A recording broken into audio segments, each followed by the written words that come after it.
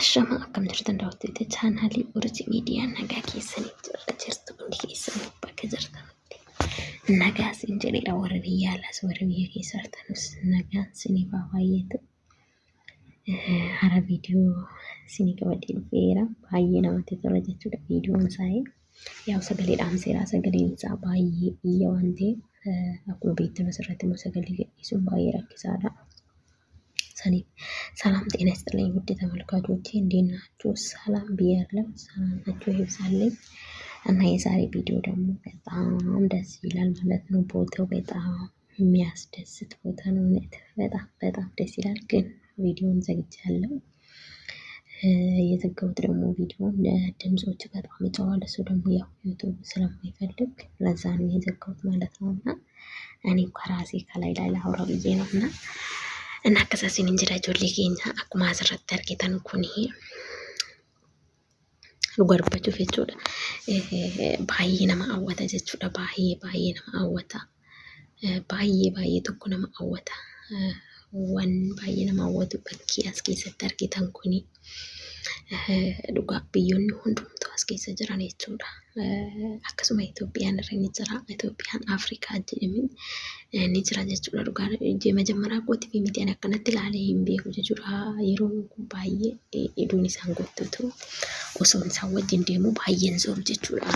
Keessattuu inni kiyya gisee ishee wajjin deeme isheen ammas soortu waan ta'eef ammana suuree ilaalee hin beeku jechuudha. Garuu bakka kana hoomeeqaa oliin dhufee jira jechuudha. Qarqarumaan bakkuma isaan deeman wajjin deebi'a. Har'a garuu isaan ganneeti nuti ijoollee sararatanyaa jechuudha. Sooruu qabne jechuudha. Iddoo iddootti yoo callame dhiifama. Gisee namoota waraabuu didiinatu fakkaata.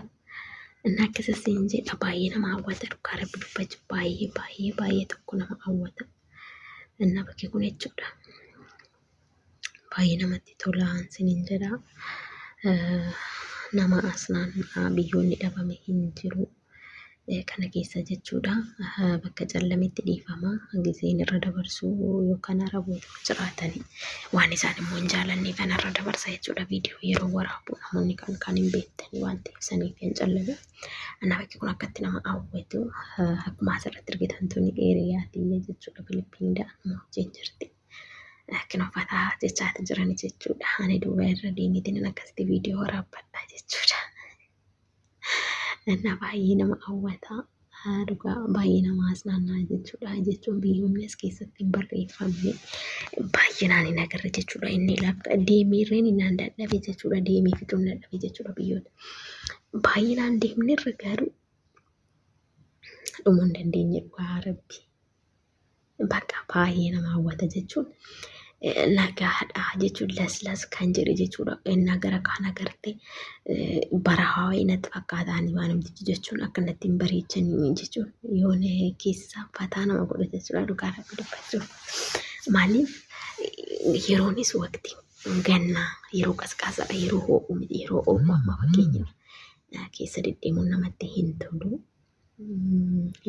Namni si wajjin deemu reeni baay'een deemu hamma garuu yeroo qorra waan ta'eef akkasitti deemne jechuudha. Akkasitti fataa hanjenne jechuudha. Kaakinooti Dubaayii keessa akkasitti fataa hanjenneen oolle jechuudha. Kan sa'aatii meeqatti baane sa'aatii meeqatti gallee isaan ganne jechuudha. Barbaadamnee argamne jalaa banne jechuudha. Farda lugaman qabne taane jechuudha. Gaafas fardi lugaman qabne kaayyoo gadhiisamee dhaabbii hin qabu. Zimeedheetuma deemuudha mitiire. Manna akkas taane jechuudha. Nuyi tokkoon gadhiisnanii cheeche jennee baane jechuudha. Inni akkasii isinii jedha. Dhugaa baay'ee namatti tola jechuudha. Dhugaa baay'ee fataa nama godhaadhaan jechuun margumti ofiisaatii akkas biqileetu taa'aa natti fakkaatu. Baay'inaan yoon argu Dubaayii keessatti kino margaan fakkaatu laaskitiisan malee margi ofii tafaxiroo irraa uumame baay'inaan lafa kana keessatti hin jiraatan natti fakkaatu. Bakki kun kino akkuma agartan kun garuu tafaxiroodha. Sirriitti qabatee jira jechuudha. Kan akkamame ana baay'ee namatti tola. Dhugaa rabbi kinootti ijoolleen keenya baay'ee kuni warruma keenya jechuudha. Tunishiidha garasiisuunis Tunis waliin jirraa jechuudha nama afur ta'aniitiin nuti kan suurri gaafasi Filipiinii lamaa fi Itoophiyaa tokko ana wajjin lama jennee suuraatii turre jechuudha. Naani immoo warraan dubbatti viidiyoo waraaba kinooti asitti agartanuu kinoo isaan lamaan Filipiidha isheen Itoophiyaadha jechuudha. Anna akkasii viidiyoo ga'igaa mul'ata yaada amma ta'e tokko guutuu baatusi. Anna kana fakkaata viidiyoon irraa dhugaa bakka kana deemaatiin taas naannaa bashannanaa sinjira baay'ee namatti tola jechuudha dhugaa. እና ዛሬ እዚህ ጋር እንደምታዩት ማለት ነው ዱባይ ውስጥ ነው። በጣም ያምራል፣ በጣም ደስ ይላል፣ በጣም ሰውን ይስባል ማለት ነው።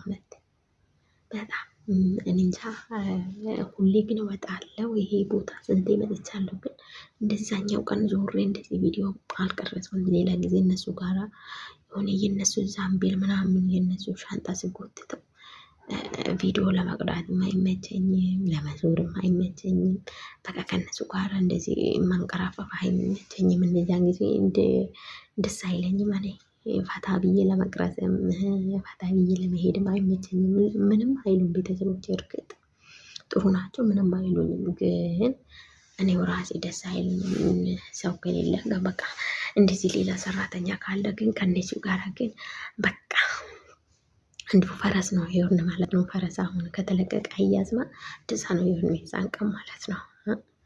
ነዛና ማለት ነው። እንደምታዩት ወንጀምራ ላይ ማየታችኋል። እዚህ ጋር ይሄው እነሱ ነው ያለ ሄድንበት እዛ ቦታ እነሱኛን ለመፈለግ ደግሞ እኮ ያኔ ስልካችን ደግሞ ሲደወል ለራሱ አንዳንዴ አናነሳ ማለት ነው። እንዳያገኙን ማለት ነው። እነሱ መጥተው እንዳይወስዱን ማለት ነው። እንገባለን እንዳይሉ ማለት ነው። እኛ አራታያችን ተያይዘን ማለት ነው። ጨለጥ ነው እንዳለው ነው የጨረስነው ማለት ነው። ብዙ ቪዲዮ አለ የቀደውት ያው ትንሽ ነው። አንዳንዴ ቦታ ያቆማለሁ፣ አንዳንዴ የማይፈልጉ ስላሉ ያቆማለሁ። አንዳንዴ ደግሞ በቃ እንደዛው ስንዞር ስናወራ ደግሞ እንደዛው በቃ እንተዋለን ማለት ነው። እና በጣም ያምራል። የምንጫወተው ቦታ በጣም ደስ የሚለው ቦታ ነው እዚህ ጋር ማለት ነው። እና ከአቅም በላይ ደስ የሚል ነው ማለት ነው። እዚህ ጋር እንደዚህ እየቀዳሁት ነበረ እና ከዚህ ይሄኛው ሄደናል፣ እዚህ ጋር ሄደናል። እንደምታዩት በጣም ይስባል ማለት ነው።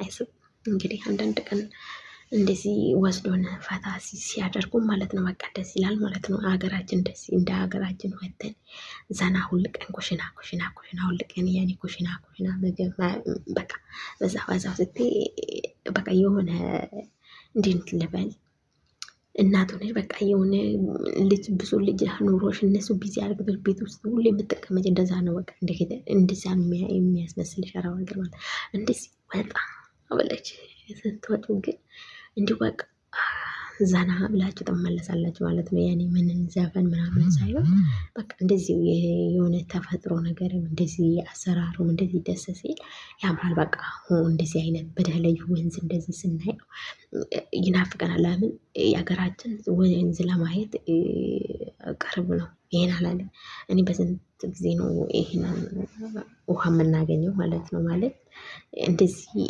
ረጋ ያለ ለስላሳ እንደዚህ ያለ ለማየት ማለት ነው። እና እንደምታዩት እዚህ ጋር ነው እና ዞራደ እየዞርን ማለት ነው። ይሄ ውሃውን ስለመደቅኩት ውሃን በጣም ነው የምወደው፣ ለዛ ነው መሰለኝ። እና እንደሱ እንደምታዩት ማለት ነው። በጣም ነው ስለምወድ ነው ውሃ ቦታ ዘና ነው ያለው። የዛን ቀን በጣም ይረበሽ ነው ማለት ነው። እና እዛው ተተን ቢመጡ ለራሱ ደስተኛ ነበር ነው ማለት ነው። ባንበላ ራሱ ማለት ነው። የዛን ቀን ማለት እንዞራለን አያልቅልም። እዛ ስንሄድ ሌላ ሀገር ነው የምናገኘው፣ እዛ ስንሄድ ሌላ ሀገር ነው የምናገኘው፣ እዛ ስንሄድ ሌላ ሀገር ነው የምናገኘው፣ እዛ ስንሄድ ሌላ ሀገር ነው።